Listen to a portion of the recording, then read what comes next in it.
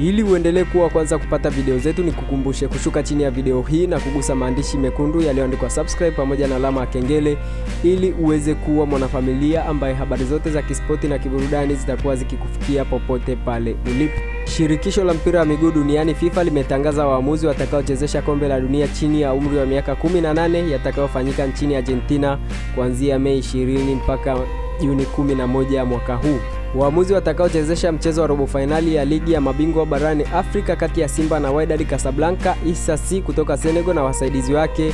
wamechaguliwa pia kuchezesha michezo hiyo ya kombe la dunia kwenye umri wa chini ya miaka 18.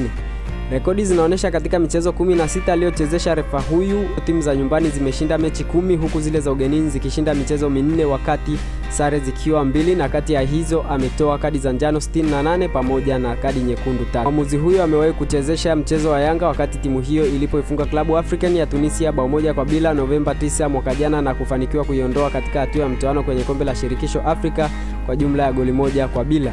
Ushindi mkubwa ambao timu ya nyumbani ilishinda wakati Issa akichezesha ni ule wa hatua ya makundi ya mabingwa barani Afrika kati ya Mamelodi Sundowns ya Afrika Kusini iliyofunga Al Ahly ya Misri mabao 5-2 Machi 11 mwaka huu. Naye Abongile Tom kutoka Afrika Kusini atakayechezesha mechi ya Yanga dhidi ya Rivers United atakuwa miongoni mwa waamuzi watakaochezesha kombe la dunia kwa vijana. Rekodi za Abongile zinaonyesha katika michezo 8 ya kimataifa aliyochezesha, timu za nyumbani zimeshinda michezo 5 huku za ugenini zikishinda 3, na kati ya hizo ametoa kadi za njano 38 pamoja na kadi nyekundu 1.